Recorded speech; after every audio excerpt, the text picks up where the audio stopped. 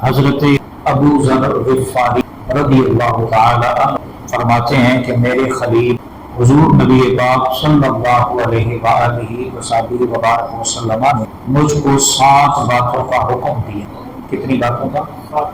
7 باتوں کا مجھے حکم دیا۔ نمبر 1، حضور نبی پاک صلی اللہ علیہ وآلہ وسلم نے حکم دیا کہ میں فقراء اور مساکین سے محبت کروں اور ان کے قریب رہوں۔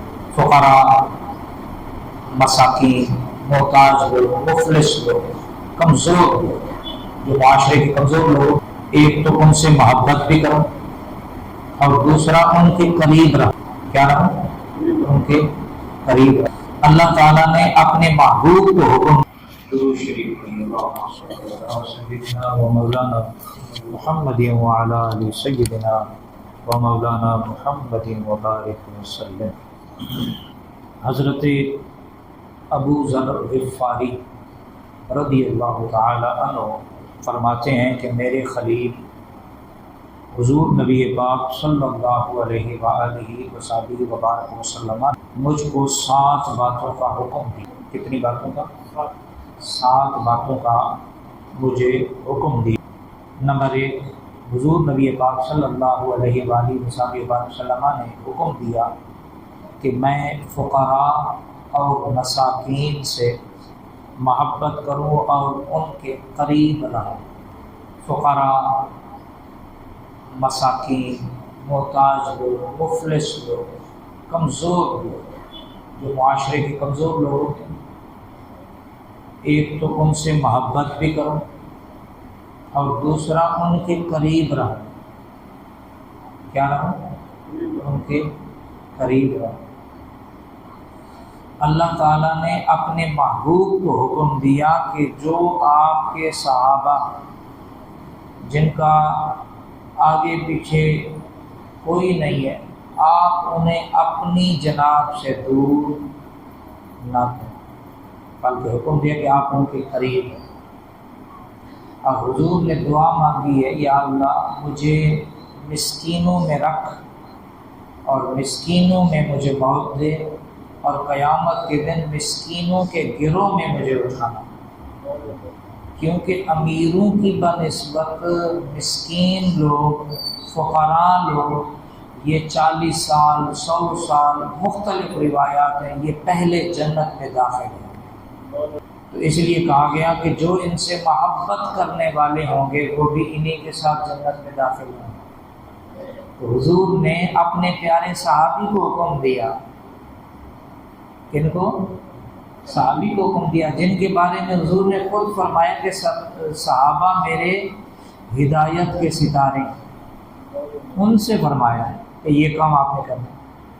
حضور کے صحابہ جن کے ساتھ اللہ نے کلم وعد اللہ الحسنہ، ہر ایک حضور کے صحابی کے ساتھ اللہ نے خیر کا وعدہ فرمایا ہے، ان سے اللہ تبارک و تعالی نے، اللہ کے پیارے نبی صلی اللہ علیہ وسلم نے فرمایا کہ آپ نے یہ کرنا ہے۔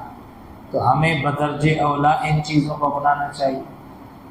صحابہ سے حضور فرما کے دراصل صحابہ کی تعلیم بھی فرما رہے ہیں، اور ساتھ میں ہمیں ان کاموں کے اپنانے کی ترغیب بھی عطا فرما رہے ہیں کہ ہم بھی یہ کام کریں۔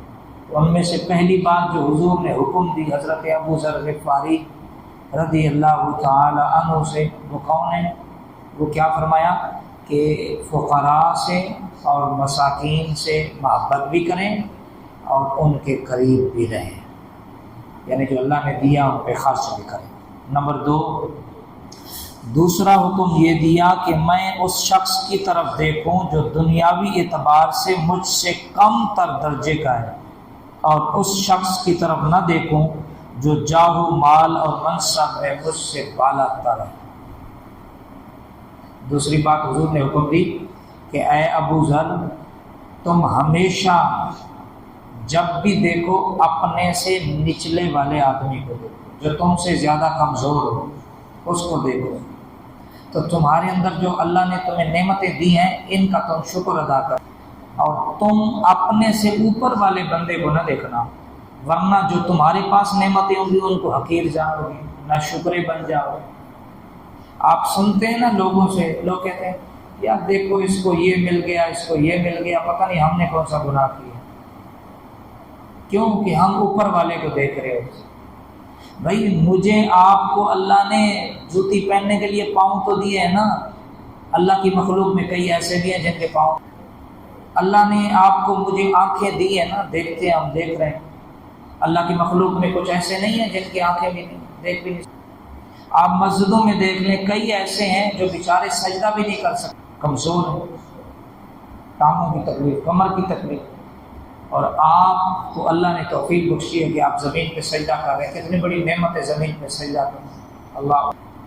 تو فرمایا کہ اپنے سے اوپر والے کو نہ دیکھنا، ورنہ ناشکری کے کلمات آ جائیں گے، اور جو تمہارے پاس نعمتیں ہیں ان کی لذت سے بھی محروم کر دیے جائے۔ ہمیشہ اپنے سے نیچے والے کو دیکھنا کہ میرے پاس گھر ہے، کرایہ دار ہے، شکر ہے مالک کا کہ مجھے اپنا گھر تو دیا۔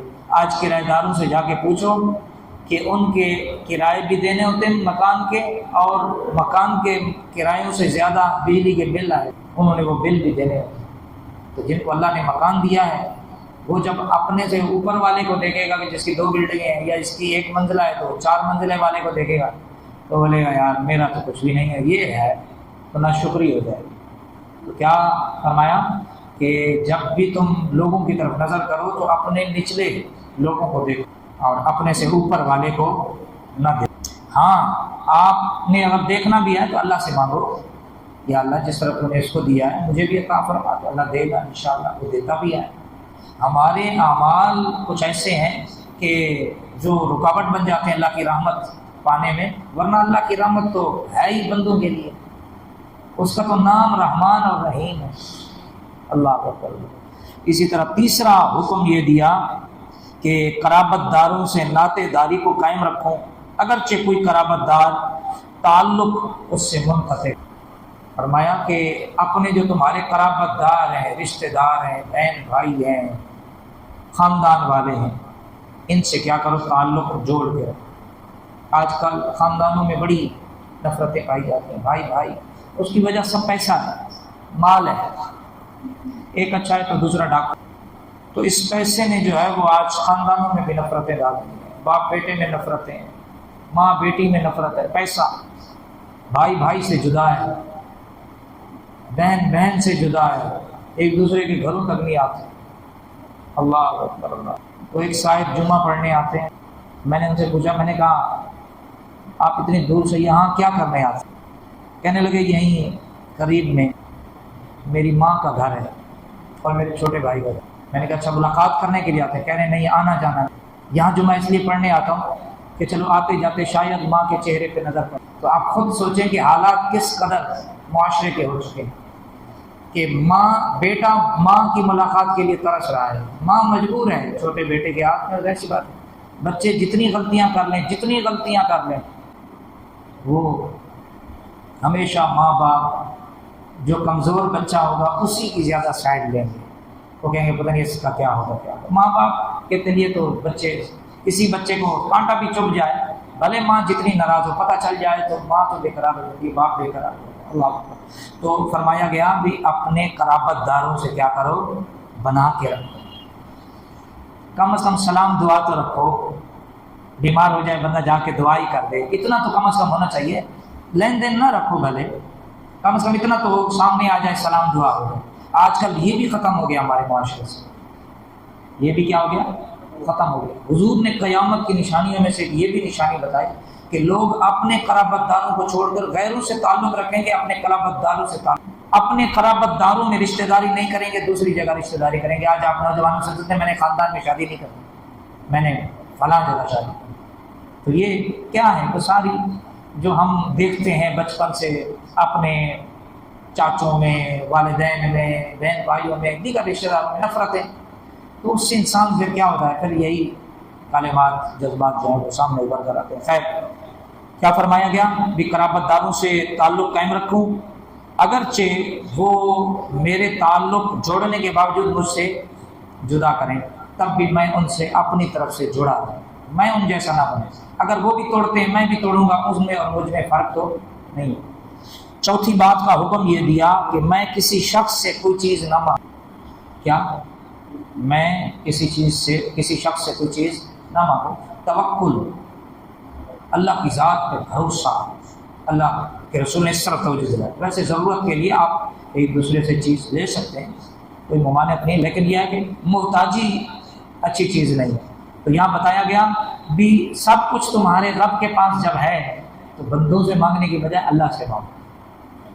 آپ دیکھتے ہیں لوگ ماشاءاللہ جسمانی طور پر سلامت ہوتے ہیں، مسجدوں میں آ کے بھیک مانگ رہے ہوتے ہیں. صبح چلتے ہیں ایک روڈ سے دوسرے روڈ کے کونے تک، 100-200 دکانیں ہیں، 1000-1500 ان کا بن جاتا ہے. ان کو کیا ضرورت ہے گلاک ریتی اٹھانے کی، گھینٹی چلانے کی.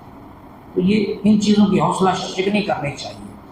یہ لوگ جو اصل حقدار ہیں ان کا بھی حق مانتے ہیں. جب ایسے لوگ وہ میں جب اس میں نعمانیہ مسجد میں تھا، وہاں ایک بزرگ آ گیا، سفید ریش تمام شریف پہنا ہوا ہے. میں جو ہے وہ مولانا سردار احمد صاحب کا شاگرد ہوں.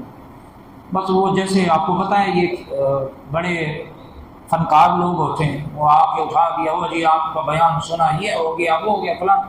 بس جمعہ میں اس کا اعلان کیا تو وہ باہر جا کے جب بیٹھے نا اعلان کے بعد، تو کسی کو کہہ رہے ہیں او تمہارے تو سجدے کا نور آسمان کی طرف جا رہا ہے. کسی کو کہا او میں تو تمہیں تلاش کر رہا ہوں، مجھے تو حضور نے تمہاری طرف بھیجا. کسی کو کہا او میں نے تو تمہیں حضور کے پیچھے اونٹنی پہ سوار دیکھا. یعنی اس طرح کے لوگ وہ 70-80 ہزار روپے کی وہ ایک ہی جمعہ میں گیم بنا کے چلا گیا. بعد میں پھر لوگ رولا ڈال رہے ہیں، اس نے تو ہمیں یہ کہا، اس نے تو ہمیں یہ کہا. میں نے کہا پھر میں تو خوش نصیب آدمی ہوں کہ میرے مقتدی اس مقام پہ پہنچے ہوئے، تو پھر امام کا کیا مقام ہوگا؟ جس کے مقتدیوں کا یہ حال ہے تو پھر امام کا مقام کیا ہوگا؟ پھر میں تو کہیں قرب خاص میں ہی گھوم رہا ہوں. تو اس طرح کے لوگ آ کے نا حقیقی جو مدارس کے لوگ ہیں ان کا بھی حق مارتے ہیں. جو حقیقی محتاج لوگ ہیں جن کو حکم دیا گیا ہے کہ ان کی مدد کرو، جو ہمارے معاشرے کے کمزور لوگ ہیں، اس طرح کے ڈاکو جب آتے ہیں نا اس فیلڈ میں، تو پھر حقیقی جو لوگ ہوتے ہیں ان کی مدد کے حوالے سے بھی بندے کے دل میں نفرت آ جاتی. تو ایسے لوگوں کی حوصلہ شکنی کرنی چاہیے. ضرورت مند حقیقی جو محتاج لوگ ہیں ان کی کھل کے خدمت کرنی چاہیے. یہ آپ کا پیسہ فنا ہونے والا نہیں ہے، یہ بقا ہونے والا ہے. ایک پیسہ وہ ہے جو آپ نے اپنے لباس پہ لگایا، فنا ہو گیا، لباس پہنا پھٹ گیا ختم. آپ نے نعمتیں کھائی، ہضم ہو گئی، گندگی بن گئی، مکان چھوڑ گئے، ایک دن فنا ہو جائے گا. لیکن جو آپ نے اللہ کے راستے میں پیسہ دیا تھا تو فانی، لیکن باقی کی محبت میں دیا تو یہ آپ کا باقی ہے. اب اس کو اللہ نے اپنے پاس محفوظ کر لیا. اب قیامت میں اللہ پاک اس کا آپ کو سلاتا. تو ہمیں چاہیے کہ ہم بجائے لوگوں کے سامنے ہاتھ پھیلائیں، ہمیں اللہ سے مانگنے کی جو ہے وہ کوشش کرنی چاہیے. یا اللہ، حضور حدیث پاک میں تو یہاں تک آتا ہے کہ اگر تمہیں جوتے کے تسمے کی بھی ضرورت پڑے نا، وہ بھی اللہ سے سوال کرو. اللہ کے یہاں کسی چیز کی کمی ہے؟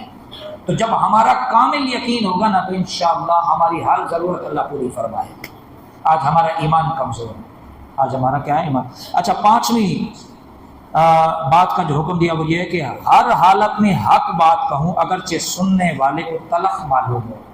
یہ ایک ہمارے معاشرے کا بہت بڑا خرابی کا باعث ہے کہ ہم حق بات نہیں کرتے، مصلحت کا شکار ہو. کیا ہے؟ حق بات نہیں کہتے. اب یہاں حضور نے فرمایا حق بات کہو، جو جائز بات ہو، مناسب بات ہو، تاکہ تمہارے معاشرے کی خرابیاں دور ہوں. اب ہم کیا کرتے ہیں، ایک آدمی کے اندر خرابی ہے، اس کی مرفت میں آ کے ہم اس کو حق بات نہیں کرتے تو وہ اور خرابیاں کرتا چلا جاتا ہے. اس کے ساتھ جتنے لوگ جڑتے ہیں وہ پھر ایک پورا گینگ بن جاتا ہے. تو یوں ہمارے معاشرے کیا ہوتے ہیں؟ برباد ہوتے ہیں. تو یہاں حکم یہی دیا ہے کہ حق بات کہو. جب بھی تم کچھ کہو کسی کے بارے میں یا کسی چیز کے بارے میں تمہیں علم ہو تو مصلحت سے کام نہ لو، حکمت عملی سے. ضروری نہیں ہے کہ آپ سامنے والے کو ذلیل کرو، تو حکمت عملی سے آپ جو ہے وہ حق بات اپنی کر دو. بھائی یہ حقیقت یہ ہے، اصل حال صورتحال یہ ہے. تو ہماری کئی خرابیاں ہمارے معاشرے سے دور. اللہ ہمیں حق بولنے کی توفیق عطا. 6واں حکم دیا کہ میں خدا کے دین کے معاملے میں امر بالمعروف نہی عن المنکر کے سلسلے میں ملامت کرنے والے کی ملامت سے نہ ڈریں. یہاں فرمایا گیا کہ دین کے معاملے میں آپ جو غلط بات ہے اس سے آپ روکیں، جو حکم ہے وہ آپ لوگوں تک پہنچائیں. یعنی جس سے منع کیا گیا اس سے منع کرو، جس چیز کے کرنے کا حکم دیا گیا اس کا کرنے کا حکم دو. اس پر تمہیں کوئی لوگ ملامت کرتے ہیں، برا بلا کہتے ہیں، تمہارا مذاق اڑاتے ہیں، تمسخر اڑاتے ہیں، اس کی پرواہ نہ کرو. دین کے معاملے میں کسی کی پرواہ نہ کرو. اکثر ہم جو ہے وہ دین کے کئی امور کو ہم چھوڑ دیتے ہیں، لوگ کیا کہیں. کئی ہماری رسومات ایسی ہیں کہ جو شریعت سے ٹکراتی ہیں، شریعت ان کی مخالفت کرتی ہے، لیکن ہم رسومات اور معاشرے میں کی وجہ سے ہم ایسے یوں سمجھے جکڑے ہوئے ہیں. ہم کہتے ہیں یار یہ نہیں کریں گے تو لوگ کیا کہیں. اللہ اکبر. یہاں تک یار بھائی یہ جو ہم سوئم کرتے ہیں، دسواں کرتے ہیں، چہلم کرتے ہیں، یہ مستحب عمل ہے، لیکن لوگ کیا ہے اب یہ اس کے لیے جس کے پاس وسائل ہوں. لوگ سود کے پیسے اٹھا کے اپنے باپ کا، اپنے بھائی کا، رشتہ دار کا سوئم کر رہے ہیں. بتاؤ لوگ کیا کہیں گے. باپ مر گیا، انہوں نے کوئی خیرات ہی نہیں کی، خوش تھے اس پہ، اس طرح کے. تو ملامت سے ہم ڈرتے ہیں نا. سر پہ ٹوپی نہیں پہنتے، امامہ نہیں پہنتے، کیوں؟ یار لوگ کیا کہیں گے، امامہ مولوی بن گئے، داڑھی نہیں رکھتے، فلاں بن گئے. ملامت کرنے والے سے ڈرتے ہیں. ہم اپنے شادیوں میں بہت ایسا کر جاتے ہیں جو اسراف میں آتا ہے، ناجائز آتا ہے، جس کا وبال پھر اس شادی کے جوڑے پہ آتا ہے. آج طلاق کا ریشو بڑھتا جا رہا ہے. اس کی وجہ کیا ہے؟ ہم نے اپنی شادیوں کی صرف ایک سنت ہے کیا نکاح، اس کے بعد جو ہم شریعت کی مخالفت کرتے ہیں، اللہ کی پناہ، پھر اس کی برکتیں کیسے آئیں گی؟ ایک سنت کو ادا کرنے میں ہم کئی درجنوں گناہ اللہ تعالیٰ کی نافرمانی والے کام جب کریں گے تو پھر اس جوڑے کو نکاح کی برکتیں کیسے ملیں گی؟ تو ہمیں اپنے آپ کو تھوڑا سا سدھارنا ہوگا اور اپنے آپ کو شریعت کے دائرے میں لانے کی کوشش کرنی ہوگی. ہم نے یہ نہیں سوچنا کہ لوگ کیا کہیں گے، ہم نے یہ دیکھنا ہے کہ اللہ اور اللہ کے رسول نے کیا کہا ہے، اللہ اور اللہ کے رسول نے کیا فرمایا.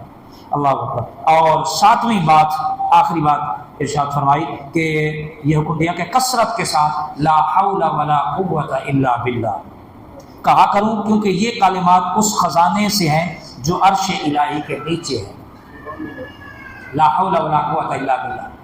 اللہ کے رسول نے فرمایا یہ عرش الہی کے نیچے جو خزانے ہیں نا، ان میں سے یہ، ان خزانوں سے یہ حضور کو دیا گیا ہے لا حول ولا قوت الا باللہ.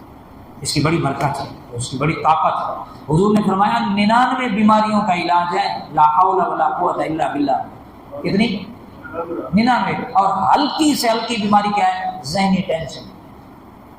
اور آج مسلمان ذہنی ٹینشنوں میں شکار. ذہنی ٹینشن ہے نا، کاروباری ٹینشن، گھریلو ٹینشن، فلانی ٹینشن، فلانی. جو بندہ عصر کے بعد، ویسے تو چلتے پھرتے بھی پڑھتے رہے، بزرگ فرماتے ہیں عصر کے بعد 3 تسبیحات سعود آنے والی لا حول ولا قوت الا باللہ پڑھ لے تو انشاءاللہ اس کا دل اور اس کا انشاءاللہ یہ ذہنی ٹینشنوں سے پاک ہو جائے گا. اس کے علاوہ بڑی بڑی بیماریوں کا علاج ہے. ہمارے یہ کیمرہ مین بیٹھے ہوئے ہیں، یہ رات کو سوتے نہیں ہیں، ویڈیو بناتے ہیں. کہنے لگے میرے ہاتھ جو ہے کمزور ہو گئے. اب ان کے بیٹے ان کو لے گئے آغا خان، تو کہنے لگے 300 روپے کا ایک کیپسول کھا رہا ہوں. کیا 300 روپے کا انرجی پیدا کرنے والا؟ تو یار بھائی وہ ڈاکٹر جو ہمیں بتایا ہم وہ کرتے ہیں، جو اللہ اور اللہ کے رسول نے بتایا یہ کرو تمہیں ملے گا، ہم اس پہ عمل کیوں نہیں کرتے؟ کبھی یہ روحانی کیپسول بھی کھا کے دیکھیں کیسے مزہ آتا ہے، لذت آتی ہے، چاشنی آتی ہے. اللہ اکبر، اللہ اکبر. تو یہ لا حول ولا قوت الا باللہ چلتے پھرتے آپ اس کی کثرت کریں. یہ باتوں میں نے ایک سمجھانے کے لیے کہا. آج ڈاکٹر کہتا ہے نا آپ کو شوگر ہے، آپ نے میٹھا نہیں کھانا. ہم ڈاکٹر کے کہنے پہ میٹھا چھوڑ دیتے ہیں، لیکن اللہ کہتا ہے جھوٹ نہیں بولنا، ہم نہیں چھوڑ. ایسا ہے نہیں. اللہ کہتا ہے نماز نہیں چھوڑنی، ہم نمازیں چھوڑے جا رہے ہیں. اللہ کہتا ہے غیبت نہیں کرنی، ہم کیے جا رہے ہیں. تو ہمیں کچھ اللہ کی بھی تو جو اللہ نے احتیاطیں بتائی ہیں تمہاری روحانی اور تمہاری جسمانی، تمہاری اخروی دنیاوی صحت کے لیے یہ چیزیں بہتر ہیں، تو ہم ان کو بھی تو اپنائیں نا، ان کو بھی، ان احتیاطی تدابیر کو بھی تو اختیار کریں نا، جس سے ہماری دنیا بھی اچھی ہو جائے، جس سے ہماری آخرت بھی اچھی. ڈاکٹر کی مانتے ہیں لیکن اللہ کی نہیں مانتے، ہے نا. اللہ اکبر، اللہ اکبر، اللہ اکبر. اللہ کریم کی بارگاہ میں دعا ہے اللہ تعالیٰ سب سے پہلے مجھے عمل کی توفیق عطا، اس کے بعد آپ کو عمل کی توفیق عطا فرمائے. یہ ہر اتوار کو یہ دیکھیں مختصر کتنی پیاری باتیں ہیں میرے آقا نے ارشاد فرمایا. ان میں سے کوئی میں نے اپنی بات نہیں کی، میں نے آپ کو آپ کے پیارے نبی، میرے آپ کے آقا صلی اللہ علیہ وسلم کی پیاری باتیں ارشاد فرمائی. تو میرے دوستو تھوڑا سا علم دوست بھی بنے، حضور کا دین بھی سیکھنے کا جذبہ پیدا کریں، درس حدیث میں بھی آ کے بیٹھا کریں. اور بزرگ فرماتے ہیں جب بندہ قرآن پڑھ رہا ہوتا ہے اللہ کی صحبت میں ہوتا ہے، جب حدیث سیرت پڑھ رہا ہوتا ہے اللہ کے رسول کی صحبت میں بیٹھا ہے، تو ہم حدیث رسول درس حدیث میں بیٹھے یوں سمجھیں کہ ہم اللہ کے رسول کی صحبت میں بیٹھے، بس دعا کریں کرم ہو جائے بادشاہ ہیں۔ جس طرف اٹھ گئی دم میں دم آ گیا، اس نگاہ عنایت پہ لاکھوں سلام۔ ارے جس کے معین الدین غلام کی نظر کا یہ عالم ہے کہ وہ نظر ڈالے تو تقدیر بدل دے، تو بتاؤ معین الدین کے آقا کی نظر کے اندر اللہ نے کمال کتنا رکھا۔ اللہ، بس یہ سوچنے کی بات ہے۔ یہ وقت تو ہمارا گزر رہا ہے، رمضان شریف میں دیکھا ہم نے کئی جنازے اٹھائے، عید والے دن بھی ہم نے جنازوں کے اعلان سنے، کوئی پتہ نہیں ہے پھر یہ نشستیں ہمیں ملے نہ ملے، پھر تنہائی ہے قبر میں یار، وہاں کوئی نہیں آئے گا آپ کی مجلس، وہاں چاہو گے بھی تو نہیں آئے گا۔ وہ میں نے جمعہ کو عرض کیا نا، بہلول دانا شہر میں بیٹھے ہوئے تھے، رو رہے تھے، کسی نے پوچھا بزرگوں کیوں رو رہے ہو؟ کہنے لگے گزر رہا تھا، میں نے سوچا یار لوگوں کی اور اللہ کی صلح نہ کرا دو۔ کہا نتیجہ کیا نکلا؟ کہا وہ تو مان رہا ہے، یہ نہیں مان، وہ مان رہا ہے، وہ کہہ رہا ہے لے آ صلح کر لے، لیکن یہ نہیں مان رہے۔ ادھر سے حی علی الصلاح کی اذانیں ہو رہی ہیں، کوئی دائیں جا رہا ہے کوئی بائیں جا رہا ہے، حی علی الفلاح کی صدائیں آ رہی ہیں، کوئی دائیں جا رہا ہے کوئی بائیں، مسجد میں کوئی نہیں جا رہا، صلح کوئی نہیں کرنا چاہتا۔ کچھ دنوں بعد دیکھا کہ وہ اس میں بیٹھے ہوئے تھے قبرستان میں، تو وہاں رو رہے ہیں۔ پوچھا بھی آپ کیوں رو رہے؟ کہنے لگے آپ قبرستان سے گزرا، چلو زندہ تو صلح نہیں کر رہے تھے، چلو مردوں کی صلح کروا دوں۔ کہا پھر نتیجہ کیا نکلا؟ کہا نتیجہ یہ نکلا کہ اب یہ تو مان رہے ہیں وہ نہیں مان رہے، کہیں ایسا نہ ہو کہ وہ وقت آ جائے کہ ہم مانیں یا اللہ بچے بنیں گے۔ انسان جب مر جاتا ہے نا تو اس سے پوچھا جاتا ہے بتا تجھے کیا چاہیے، بندہ کہتا ہے دوبارہ مجھے بھیج، میں نیک بنوں گا، اچھا بنوں گا، تیری بات مانوں گا۔ اللہ کہتا ہے میں نے تجھے پیدا کیا، میں جانتا ہوں، تو چند دن بعد پھر سست ہو جائے گا، پھر وہی کام کرے گا جو تو کرتا ہے، جیسا کہ آج ہمارا حال ہے۔ رمضان شریف میں اچھے بن گئے، رمضان شریف کے بعد پھر وہی ہمارا حال۔ اللہ اکبر۔ تو میرے دوستوں میرے بھائیوں، یہ جو زندگی کے اللہ نے لمحات دی ہے، دنیا داری کے ساتھ ساتھ تھوڑی سی دینداری بھی اپنے اندر شامل کریں۔ یہ اتوار کو ہلکا ہوتا ہے درس حدیث کا، آ جایا کریں، نبی پاک صلی اللہ علیہ وسلم کا کوئی فرمان مل جائے گا، کیا پتہ کوئی ایک بات آپ کے دل میں لگ جائے، اس سے آپ کی قسمت بڑھ، اس سے آپ کی قسمت سنور جائے۔ اللہ اکبر۔ وہ ایک بزرگ کا واقعہ آتا ہے، بات لمبی ہو رہی ہے، عمل کی بات ہو رہی ہے نا۔ وہ ایک عالم تقریر کر رہے تھے، انہوں نے جو ہے وہ تقریر میں یہ کہا کہ جو بندہ بسم اللہ شریف سے آغاز کرے گا نا، یعنی کاموں کا، خیر کے کاموں کا آغاز کرے گا، اور پیشاب کے چھینٹوں سے بچے گا، اگر وہ دریا کو بھی کہے گا تو دریا بھی اس کو راستہ دے دے گا۔ اب وہ آجری تھا، جٹ آدمی تھا، اس نے وہ بات گرا لگا لی۔ اب وہ ریت اپنے کندھے پہ چادر میں باندھ کے رکھتا، جہاں پیشاب کرتا وہ ریت ڈالتا تاکہ چھینٹے نہ پڑیں، اور پیشاب کرتا، بسم اللہ ہر کام سے پہلے پڑھتا۔ تو وہ دریا کے اس طرف جو ہے وہ اس کی بکریوں کی چراگاہ یعنی سبزہ ختم ہو گیا۔ کسی نے کہا بھی دریا کے اس طرف جو ہے نا وہاں سبزہ ہے تو وہاں جاؤ۔ اس نے کہا وہ بسم اللہ، بھلا مجھے واقعہ سنا ہوا۔ اس نے بسم اللہ پڑھا، ایسے جو ہے وہ اپنا ڈنڈا، وہ جو آجڑیوں کے پاس ہوتا ہے، وہ ایسے مارا تو دریا نے راستہ دے دیا۔ اب جائے شام کو واپس آ جائے، بھائی پورے شہر میں اس کا چرچا ہونے لگا، بھائی آجڑی۔ اس سے پوچھا گیا بھائی یہ کہاں سے؟ اس نے کہا مولوی صاحب سے۔ میں نے کہا بھائی یہ تو مقتدی کا یہ حال ہے، سماعت کرنے والے سامع کا یہ حال ہے، تو جو امام بتانے والا امام ہے پھر اس کا کیا حال ہو؟ اللہ۔ اب میں اس کی امام کی تو بات نہیں کر رہا، میں اپنے اوپر رکھ کے مثال دے رہا۔ اب وہ میری طرح بولنے والا ہی ہوگا نا جو تمہیں آج جمعہ کو بتاتا ہے آؤ جنت میں کون جائے گا، جہنم میں کون جائے گا۔ اس لیے میں کہتا ہوں دعا کرو اللہ اچھا بنا دے، میں اچھا بن گیا انشاءاللہ مقتدی بھی میرے اچھے بن جائیں۔ یہ بطور عاجزی کے کہتا ہوں، اللہ کی رحمت سے مایوس نہیں ہو، یہ صرف اپنے نفس کو زیر کرنے کے لیے کہتا ہوں کہ میرے نفس کے اندر کوئی بڑائی پیدا نہ ہو۔ میں اگلے دن بھی سوچ رہا تھا کہ بعض لوگ آ کے میرے ہاتھ چومتے ہیں، محبت میں چومتے، دین کی محبت کرتے ہیں نا، کوئی بات اچھی لگتی ہے، کوئی شعر اچھا لگ گیا، لوگ یہ محبت سے بوسہ دیتے ہیں۔ تو میں کہہ رہا تھا میں ایک دن ساتھیوں سے کہوں گا یہ ہاتھ چومنے کی بجائے نا اگر میرے چہرے کو دیکھ کے آپ دعا دے دیں کہ اللہ ہمارے امام صاحب کو ہدایت نصیب فرمائے، کو اچھا بنا دے، تو یہ ہاتھ چومنے سے زیادہ میرے لیے نفع بخش ہے، کیونکہ ہاتھ چومنے سے غرور بھی پیدا ہو سکتا ہے، تکبر بھی پیدا ہو سکتا ہے۔ اس لیے اپنے آپ کو کبھی بھی جو ہے وہ بڑی بارگاہ عدل کریں تھے تھر تھر کمبن، اونچیاں شانہ والے فضل کریں تھے بخشے جامن، میں ورگے مکالے۔ حضرت عبداللہ ابن عباس نے حضرت عمر رضی اللہ تعالیٰ عنہ کو دیکھا کہ 12 سال بعد ان کی پیشانی پر پسینے کے قطرے ٹپک رہے۔ پوچھا کیا ہوا بھائی عمر؟ کہا 12 سال مرنے کے بعد اللہ نے مجھے اپنے سامنے کھڑا کیا، مجھ سے حساب 12 سال بعد آج اللہ کی بارگاہ سے چھٹکارا ملا۔ کہا کیا معاملہ ہوا؟ کہا ایک رسی پر بات اٹک گئی، مال غنیمت جو ہے وہ ایک علاقہ فتح ہوا، مال غنیمت آیا، ایک رسی اونٹوں پر لادی ہوئی تھی کہیں گر گئی، اللہ نے فرمایا عمر تو حاکم تھا، اس رسی کا جواب دے کدھر؟ اللہ، وہ ادھر تو خزانے کے خزانے لوٹے جا رہے ہیں۔ اللہ ہمیں اپنے، اس لیے حضور نے فرمایا اللہ سے کبھی عدل کا معاملہ نہ کرو، اس سے عدل کا سوال نہ کرو، اس سے فضل کا سوال مالک بس در گزر کر۔ اس لیے حضور فرماتے تھے اللہم حاسبنی حساب یسیرا۔ صحابہ نے پوچھا یا رسول اللہ یہ حساب آسان کیا ہے؟ کہا حساب یسیرا سے مراد یہ ہے جب بندہ اللہ کے سامنے پیش ہونا، اللہ کہے آگے ہے، ہاں بس ٹھیک ہے تو جا، بس ٹھیک ہے بس جانے دے کیا تیری نیکیاں کھولنی، کیا تیری برائیاں، بس ٹھیک ہے تو آگے، بس ٹھیک ہے جا، یہ حساب۔ اللہ ہمارے ساتھ ایسا معاملہ کر، ٹھیک ہے بس رہنے دو، دنیا میں کہیں آج رسوا نہ ہو جائے، چلو جانے۔ تو وہ امام صاحب کے پاس پہنچے کہ حضرت پھر آپ تو کمال ہوں گے جب سننے والے کا یہ حال ہے، چلیں آپ مولوی صاحب پھنس گیا بتایا تو اب کہہ رہا ہوں کیا؟ لوگوں نے کہا آپ بھی چلیں، دیکھیں دریا راستہ دیتا ہے۔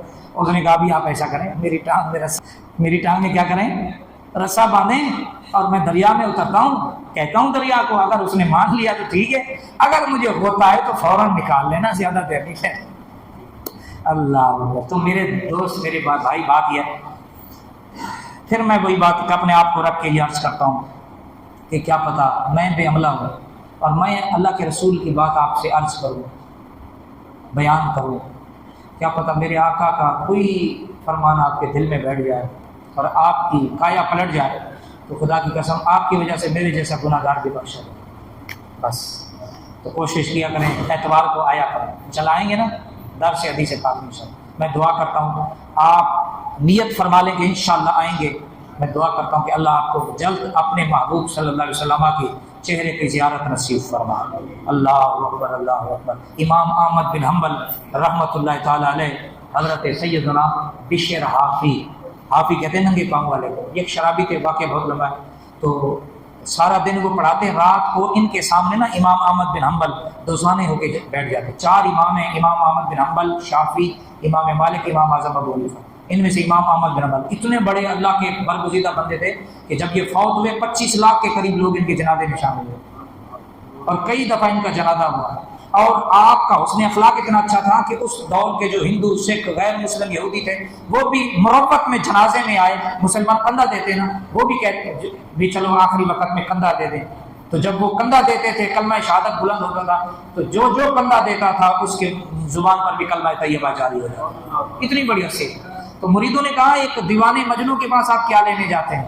انہوں نے کہا بات یہ ہے سارا دن میں کتاب پڑھاتا ہوں اور یہ سارا دن کتاب والے کو دیکھتا ہے۔ میں کتاب پڑھاتا ہوں، بخاری، مسلم، ترمذی، ابن ماجہ جو بھی ہے، اور یہ سارا دن رسول اللہ کے چہرے کی زیارت کرتا ہے اس مقام پہ۔ میں رات کو اس کے پاس آ کے کہتا ہوں کتاب میں تو بہت کچھ فرمایا ہے، ذرا بتاؤ جناب کے چہرے کو دیکھ کے جناب نے تم سے کیا کہا، وہ باتیں ان سے لے گئے تو کرم ہو جائے گا کسی طرح انشاءاللہ۔ یا اللہ ہماری اس درس حدیث کی محفل کو قبول فرما، ہمیں ریاکاریوں سے بچا، دکھلاوے سے بچا، اخلاص کی دولت نصیب فرما، عاجزی انکساری نصیب فرما۔ جو میرے آقا نے 7 ارشادات گرامی جو ہے فرمائے ہیں، یا اللہ ان سب پر عمل کی توفیق عطا فرما، لا حول ولا قوت الا باللہ، اس کی تسبیحات کثرت سے کرنے کی توفیق عطا فرما۔ یا اللہ کریم ہمارے رزق میں برکت، عمر میں برکت۔ یا اللہ جتنے لوگ درس حدیث میں آتے ہیں یا اللہ حدیث والے آقا کے چہرے کی زیارت نصیب فرما، زیارت نصیب فرما۔ حضور کی امت اس وقت مشکلات میں، اہل غزہ بہت مشکلات سے دوچار ہیں، لاکھوں لوگ بے گھر ہو گئے، 15 لاکھ سے زیادہ لوگ بے گھر ہیں۔ یا اللہ ان کو دوبارہ اپنے گھروں میں آباد فرما۔ 32-33 ہزار لوگ شہید ہو گئے، یا اللہ ان کی قربانیوں کے طفیل مسجد اقصیٰ کی حفاظت فرما، اس یہودی ناجائز ریاست کی یا اللہ پکڑ فرما، اس کا خاتمہ فرما۔ یا اللہ مسلمانوں کے سوئے ہوئے ضمیروں کو جگا دے، یا اللہ انہیں مسجد اقصیٰ کی حفاظت کا جذبہ دے دے۔ یا اللہ پاکستان کی کو نظر بد کے اثرات ہیں، یا اللہ یہ ختم ہو جائیں، آپس کی لڑائیاں ختم ہو جائیں، ایک دوسرے کو نیچا دکھانے کے بجائے اس ملک کو بلندیوں تک لے جانے کا سب کو جذبہ عطا فرما، سب کو معیشت اچھی ہو، معیشت کا پہیہ چلے، غریبوں کے روزگار کھلیں، مہنگائی کم ہو تاکہ لوگوں کے لیے آسانیاں، یا اللہ جن کی مشکلات ہیں کم فرمائے۔ وصلی اللہ تعالیٰ علی خیر خلق محمد و علیہ وسلم۔ لا الہ الا اللہ۔ السلام علیکم۔ انبیاء کے سرور و سردار پر لاکھوں سلام، انبیاء